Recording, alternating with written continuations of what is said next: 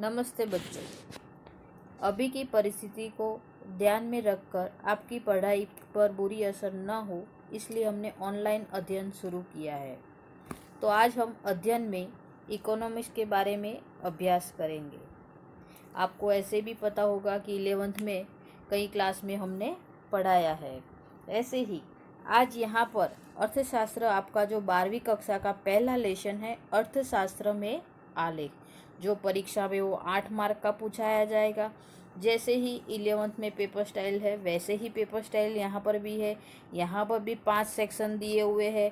Section A में MCQ आता है, बी में वन वर्ड आंसर आते हैं, सी में भी थोड़ी लॉन्ग आंसर आते हैं, फिर सेक्शन डी में उससे लॉन्ग, और 5वां है क्वेश्चन जिसमें लॉन्ग क्वेश्चन, बड़े लॉन्ग क्वेश्चन आते हैं।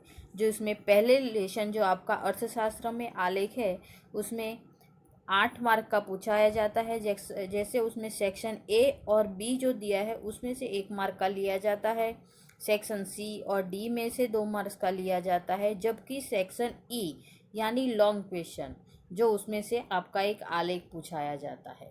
यहाँ पर आप जब 11th में स्तंभ आलेख, पास वाला आलेख, वृत्तांश आलेख पढ़े हो, उसमें से एक आलेख और वृद्धि हो रही है, जो है विभाजित आलेख। यहाँ पर हम आज आलेख के बारे में, आकृति के बारे में अभ्यास करेंगे, और आकृति और आलेख का अर्थ क्या है, और हमारे जीवन में आलेख और आकृति का महत्व क्या है, और अर्थशास्त्र में भी उसका महत्व क्या है, उसका ज्ञान हमें यहाँ पर प्राप्त करना है। यहाँ पर आपके स्क्रीन पर पॉइंट आपको पहले लेसन के दिए हुए हैं, जो आपको दर्शाते हैं कि आपको क्या क्या पढ़ना है।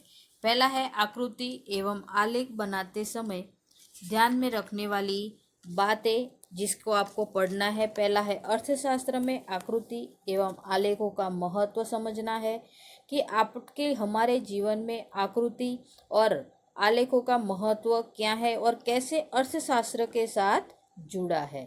और दूसरी बात है, जो हमने आकृति एवं बनाते समय ध्यान में रखने वाली योग्य बातें हैं, जो परीक्षा के लिए इम्पोर्टेंट प्रश्न भी है। दूसरा दिया है आपके आकृति के प्रकार, समय के आधार पर रेखाकृति, जो हमने 11th में सामयिक श्रेणी के रूप में जानते थे। दूसरा है स्तंभ आकृति, जिसके प्रकार दिए हुए हैं आपको, सरल स्तंभ, पास स्तंभ। तीसरा दिया है विभाजित स्तंभ। अब ये जो तीन आलेख बनाते समय ध्यान में रखने वाली, जिसको स्तंभ आलेख के प्रकार दिए हैं, उसकी भी बात हमें यहाँ पर समझनी है। और तीसरा दिया है वृत्तांश आकृति, जो आप पाई चार्ट के रूप में बनाते थे। अब आलेख के प्रकार में एक सामयिक श्रेणी जो आपको समझनी है। फिर आगे लेसन में पढ़ते समय एक अध्ययन टेक्नोलॉजी, जो लास्ट पॉइंट दिया है, आज के युग के रूप से अनुसार उसके साथ जुड़ा हुआ है। जो कंप्यूटर जानकारी, यानी आप जो इंटरनेट का उपयोग कैसे करते हो, आपके पढ़ाई में इंटरनेट कितना उपयोगी है।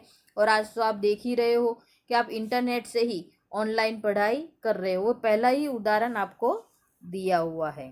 तो आज हम अर्थशास्त्र के बारे में अभ्यास करते समय पहले ही हम आज आलेख के और आकृति और अर्थशास्त्र के साथ जुड़ी हुई बातों का अभ्यास करेंगे, जो है समझने वाले बात, जो कि हमारे आर्थिक जीवन में कई घटनाएं ऐसी बनती है, जो आपके आसपास कहीं घटनाएं ऐसी बन रही है, जिसका ज्ञान आलेख के साथ कहीं जुड़ा है। आप लोग बैंक में जाते हो, कोई स्कूल में जाते हो, अर्थात आपकी जो मार्कशीट होती है, वो वर्ष में 3 बार आपकी परीक्षाएं ली जाती है, पर कौन सी परीक्षा में कितने गुण प्राप्त हुए, वो आलेख से आपको वृद्धि करके, अर्थात आलेख बनाते समय आपको समझ में आता है कि कितनी वृद्धि हुई, कितनी कमी दर्शाई, वो आप समझते हो।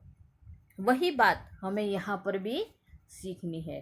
तो आकृति और आलेख कैसे बनाए जाते हैं, क्यों उपयोगी है, उसका भी ज्ञान है हमारे पास, वो समझना है। यहाँ पर आपको उसकी परिभाषा भी दी हुई है, और आपके टेक्स्ट बुक में भी उसकी परिभाषाएं दी हुई है। जो है आकृति के परिभाषा में पहले जो हम समझना चाहते हैं, आकृति यानी क्या। आकृति यानी एक ऐसी वस्तु, अवलोकित जानकारी, जिसका चित्र हम ऑटोमेटिक हमारे मगज में फिट हो जाता है। उदाहरण के रूप में आपको दिखे तो कोई कौवे का पिक्चर बोला हो तो आप तुरंत समझ जाते हो, कोई हाथी का पिक्चर बोला हो तो तुम्हारे मगज में एक तुरंत उसकी आकृति बैठ जाती है। पर जब आलेख होता है उसके लिए आपको क्या करना पड़ता है, आंकड़ों के यानी सांख्यिकीय जानकारी, जो सांख्यिकीय जानकारी के आधार पर ही आप आलेख बना सकते हो, और वो लंबे समय तक, कभी भी वर्षों के बाद भी आप उसको समझ सकते हो। जब हम 11th में पढ़ते थे तब कीमत और मांग के बीच का संबंध समझाया जाता था कि इतनी कीमत है तो कितनी मांग में वृद्धि हुई। पर हम क्या करते थे, जब आलेख बनाते थे तब हमें समझ में आता था कि आंकड़ों के अथवा सांख्यिकीय रूप के आंकड़ों के मदद से हमें समझ में आता था कि इतनी कीमत बढ़ी तो कितनी मांग में वृद्धि हुई। पर हम क्योंकि हम जानते हैं कीमत और मांग के बीच में कैसा संबंध है, व्यस्त संबंध है। तो उसके अनुसार हम क्या करते हैं कि जो कीमत कम हुई तो मांग बढ़ जाएगी और कीमत अधिक हुई तो मांग कम हो जाएगी। तो ये दोनों के बीच के संबंध को ध्यान में रख कर हम आलेख में भी दर्शाते थे और हमको तुरंत समझ में आ जाता था। यहाँ पर भी ऐसा ही है। जो समझने के लिए पहले हम आलेख और आकृति के बीच का अंतर को ध्यान में रखेंगे। उसके लिए हमें पहले सतत और असतत दोनों को बात में समझना है। सतत यानी क्या? ऐसी आर्थिक जानकारी को जो स्वयं स्पष्ट हो। आपके पेज पर भी दर्शाया हुआ है, जो पहला दिया है असतत। जो ऐसी आर्थिक जानकारी जो स्वयं स्पष्ट नहीं होती और इसीलिए उसे स्पष्ट करने के लिए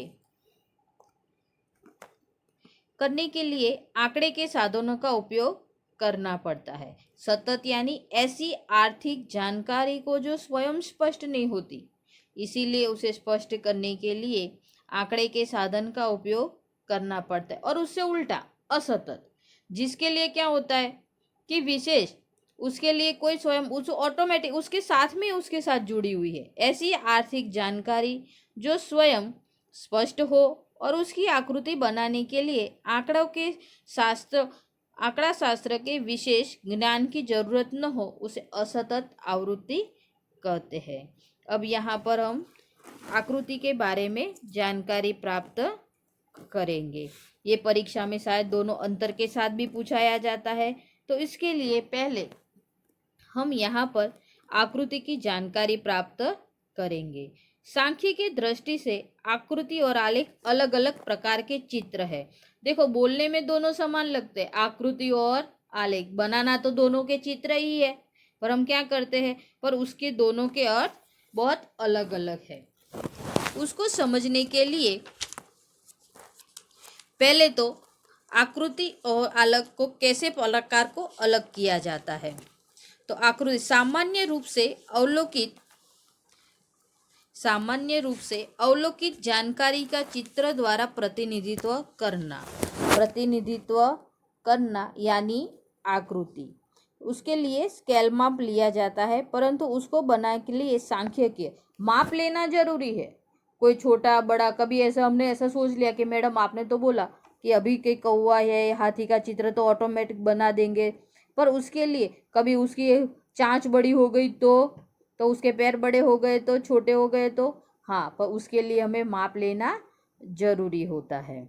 परंतु उसको बनाने के लिए सांख्यिकीय गहन यानी उसका आवश्यक होता नहीं है। सांख्य की दृष्टि से जानकारी आवृत्ति निरंतर न हो और आकृति का उपयोग किया जाता है।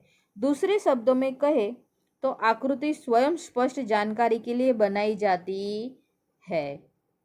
उसको बनाने का सामान्य लोगों को समझाने के लिए सांख्यिकी गहन अध्ययन की आवश्यकता भी नहीं होती है। आकृति का उपयोग विज्ञापन करने वाली कंपनियां आकर्षण पैदा करने के लिए करती है और सरकार जानकारी प्रदान करने हेतु, सामाजिक संस्थाओं जागृति फैलाने हेतु भी करती है। आप लोग कहीं घूमने जाते हो, वहाँ पर पार्किंग का बोर्ड लगा होता है, वहाँ पर ऐसे सर्कल करके नो पार्किंग का बोर्ड, व्हीकल अंदर कुछ ड्रॉ करा होता है और उस पर क्रॉस करा होता है। उसका मतलब क्या कि यहाँ पर पार्किंग करना मना है। कई जगह पर स्मोकिंग करना भी मना, सिगरेट करके लिखा होता है कि यहाँ पर स्मोकिंग करना मना है। तो अनपढ़ व्यक्ति भी उसको आलेख या आकृति की मदद से क्या करते हैं, समझ सकते हैं कि हमें क्या करना है। तो ऐसे ही आलेख बनाते समय अवलोकित जानकारी का चित्र द्वारा प्रतिनिधित्व करता है, किंतु आलेख के लिए उपयोगी कहीं जानकारी स्वयं स्पष्ट होती नहीं है। उसमें क्या करा था, आंकड़ों की जरूरत नहीं है, पर आलेख बनाते समय हमें क्या करना है, आलेख समय बनाते समय सांख्य के आंकड़ों की जरूरत पड़ती है। सब जानकारी को सतत आवृत्ति में दर्शाना हो तो आलेख बनाया जाता है। जो मैंने आपको सतत के बारे में आगे चर्चा की, सतत के बारे में आपको समझाया कि ऐसी आर्थिक जानकारी को स्वयं स्पष्ट नहीं होती, इसलिए क्या करता है, उसको दिखाने के लिए हमें आंकड़े के साधन की जरूरत पड़ती, जिसे सतत कहा जाता है। और सतत आवृत्ति में दी गई जानकारी को स्पष्ट करने के लिए सांख्य के साधन यानी आंकड़ों की मदद और उपयोग करते हैं।